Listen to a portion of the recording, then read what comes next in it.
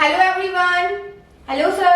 Hi ma'am, how can I help you please? Sir, as you know, I am on the mission to learn 1000 new sentences. Sir, I have some more sentences today which I am not able to speak in English.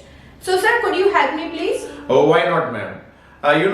This is appreciable and I would like to appreciate your job and your work. You are on the mission of 1000 new sentences and structures. By you, our viewers are also learning new sentences and new structures.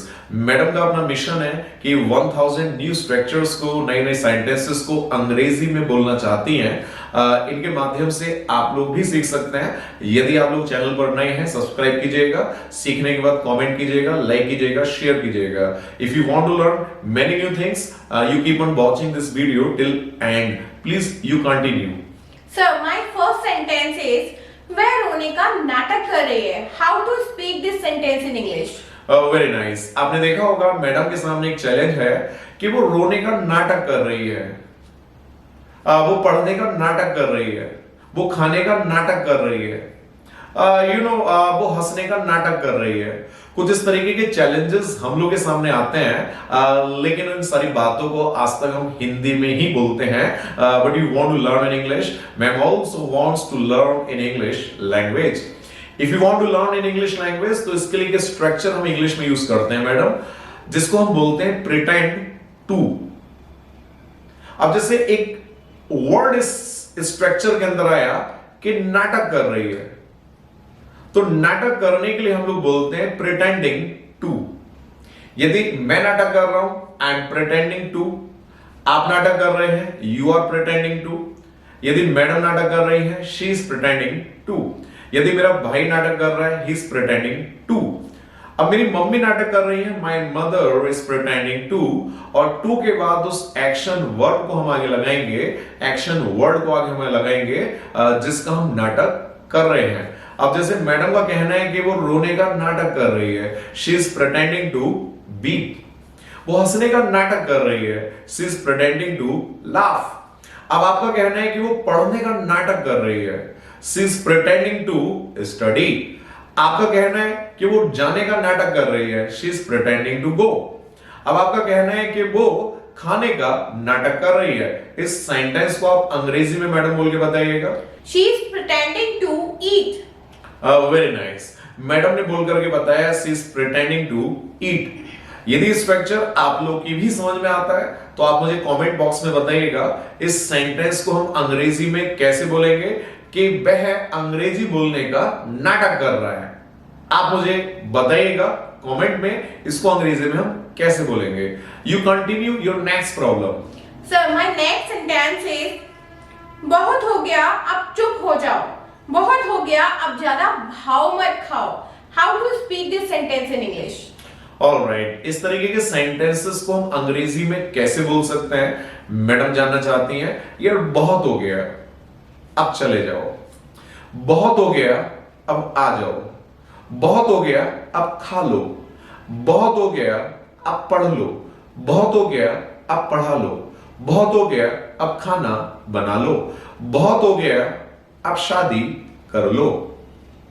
जब इस तरीके के sentences हम अंग्रेजी में बोलना चाहते हैं तो इसके लिए एक स्ट्रक्चर हम यूज करते हैं. जैसे आपने देखा कि हिंदी में इसमें एक स्ट्रक्चर यूज हो रहा है जिसको हम बोलते हैं बहुत हो गया.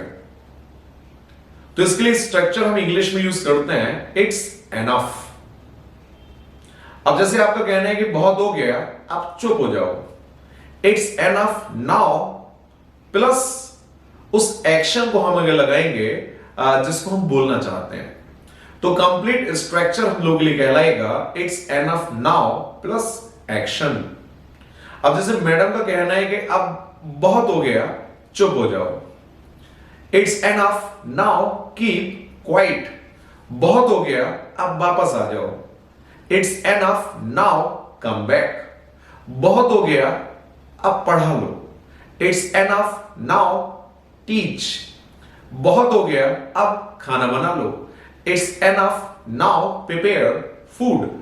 बहुत हो गया, अब पढ़ लो. It's enough now study. अब जैसे मैडम एक सेंटेंस मुझे अंग्रेजी में बोल करके बताएंगी, बहुत हो गया अब हंस दो।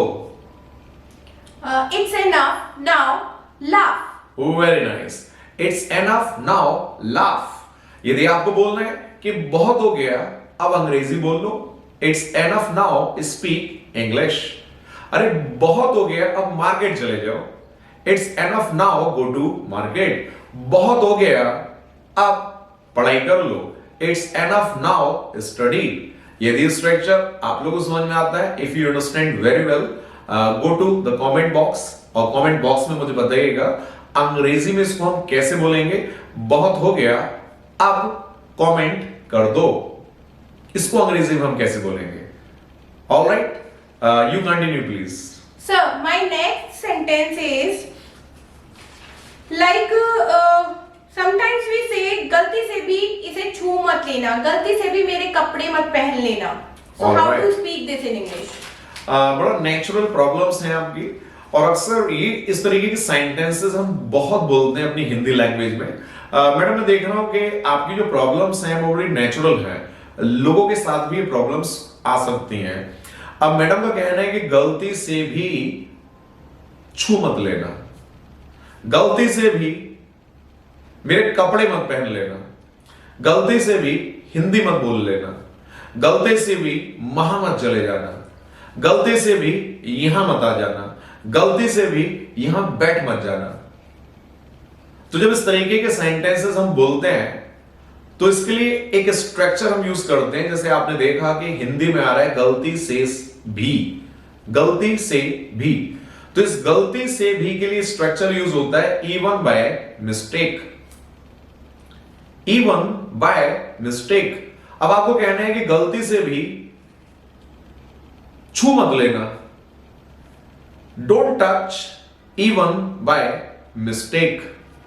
अब आपका कहना है कि गलती से भी हिंदी मत बोल लेना, don't speak Hindi even by mistake.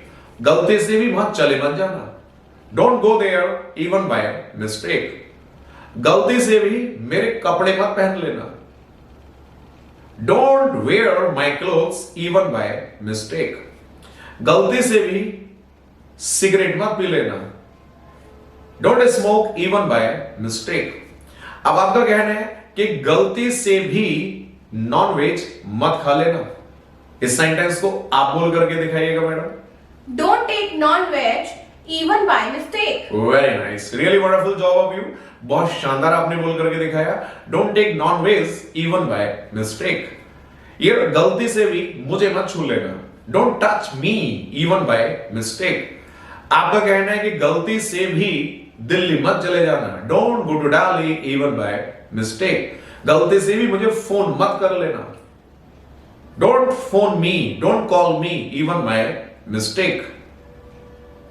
यदि स्ट्रक्चर आपको भी समझ में आता है तो फिर से कमेंट बॉक्स में जाइएगा और मुझे बताइएगा इस सेंटेंस को अंग्रेजी में हम कैसे बोलेंगे कि गलती से भी शराब मत पी लेना। इस सेंटेंस को अंग्रेजी में हम कैसे बोलेंगे। You continue please.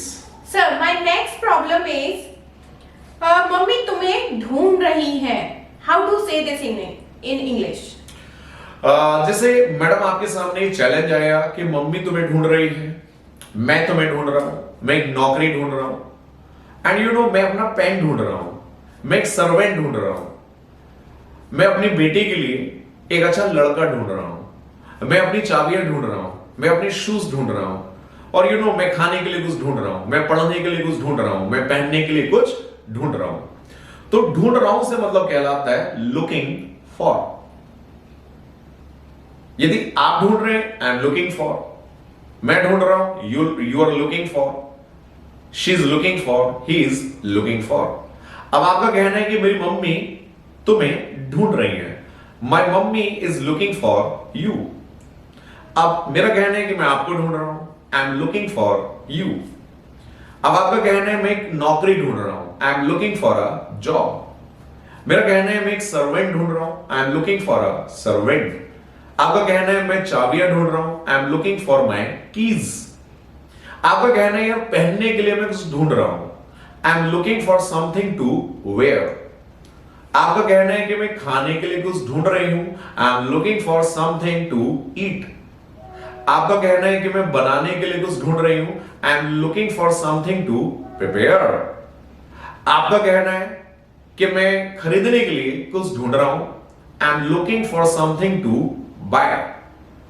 आपका कहना है कि मैं खाने के लिए कुछ ढूंढ रहा हूं। जरा सेंटेंस को आप मुझे इंग्लिश में बोल करके बताइएगा ma'am. I am looking for something to eat. Very nice, really wonderful. यदि आपको भी समझ में आता है तो कमेंट में मुझे बताइएगा इस सेंटेंस को हम अंग्रेजी में कैसे बोलेंगे कि मैं पढ़ने के लिए कुछ ढूंढ रहा हूं। Yes, continue please. So my next problem is sometimes we say like this, तुम बिल्कुल अपने पापा पर गए हो। How to speak this? जब इस तरीके के सेंटेंसेस हम लोग बोलते हैं कि तुम बिल्कुल अपने पापा पर गए हो, तुम अपनी मम्मी पर गए हो, तुम अपने चाचा पर गए हो, जैसे आप खुद भी कहते हैं यार मैं अपने ग्रैंडफादर पर गया हूं। आपका कहना है कि मैं अपने अंकल पर गया हूं। आपका कहना है कि मेरी बहन मेरी चाची पर गई है, मैं अपनी ताऊजी पर गया हूं, मैं अपने पापा पर गया हूं। तो आप इसके लिए एक स्ट्रक्चर यूज करते हैं, I am quite my father's type. अब जैसे आपका कहना है कि मैं अपने पापा की तरह हूं, मैं अपने पापा की तरह हूं, मैं अपने पापा पर गया हूं, I am quite my father's type. अब जैसे मैं आपसे कह दूं यार तुम तो अपने पापा पर गए हो, you are quite your father's type.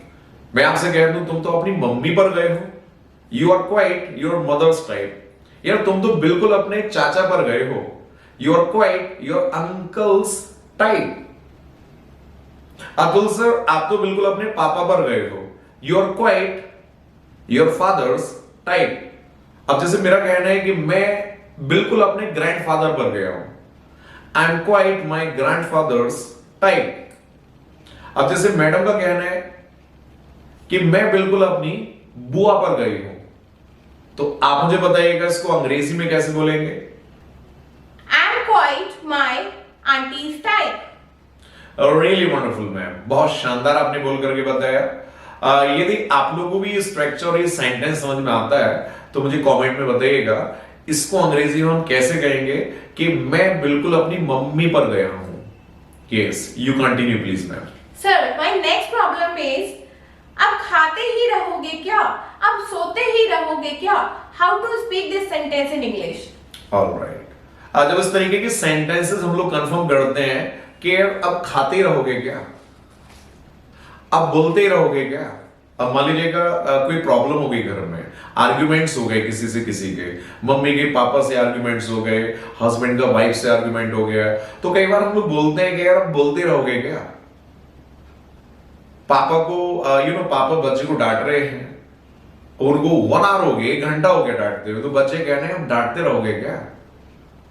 अब मैंने आपको सिखाना शुरू किया और मेरे को 2 घंटा हो गया सिखाते हुए, आप कहोगे सर अब पढ़ाते रहोगे क्या, अब बोलते रहोगे क्या। डीजे लगा हुआ है घर पे भाई, क्या अब नाचते रहोगे क्या, अब गाते रहोगे क्या, अब खाते रहोगे क्या, अब सोते रहोगे क्या। हेलो, जब इस तरीके के सेंटेंसेस हम लोग अंग्रेजी में बोलना चाहते हैं तो इसके लिए एक स्ट्रक्चर हम यूज करते हैं, कीप ऑन। कीप ऑन और उस एक्शन में माइंड लगाएंगे जिस बात के लिए हम क्लेम करते हैं। अब जैसे आपका कहना है कि अब खाते रहोगे क्या, now will you keep on taking only. Will you keep on action plus NG only. अब आपका कहना है कि अब हंसते रहोगे क्या, now will you keep on laughing only. अब पढ़ाते ही रहोगे क्या, now will you keep on teaching only. अब सोते ही रहोगे क्या, now will you keep on sleeping only. Yes, अब बात करते रहोगे क्या, now will you keep on talking only. ये अब नाचते रहोगे क्या, now will you keep on dancing only. जी, अब गाते रहोगे क्या, इस सेंटेंस को आप बोल करके दिखाइएगा। Now will you keep on singing only? Alright, really wonderful. जैसे मैडम ने बोल करके बताया, now will you keep on singing only. कि भाई अब आप सोचते रहोगे क्या? Now will you keep on thinking only? कि यार अब आप रोते रहोगे क्या? Now will you keep on beeping only? Yes. यदि स्ट्रक्चर, ये सेंटेंस आपको अंग्रेजी में बोलना आ चुका है तो आप मुझे कमेंट में बताइएगा। कमेंट में आप मुझे बताइएगा सेंटेंस को अंग्रेजी में हम कैसे बोलेंगे। क्या अब प्रोग्राम देखते रहोगे क्या? जी हां दोस्तों, यदि इसी तरीके से शानदार structures, new structures you want to learn every day, you keep on watching and keep on subscribing, keep on liking and keep on sharing. ये सारी बातों को शेयर करते रहिएगा, लाइक करते रहिएगा, कमेंट करते रहिएगा। इसी तरीके से हम आपके सामने फिर से आएंगे। Thank you very much for watching the programme. Thank you.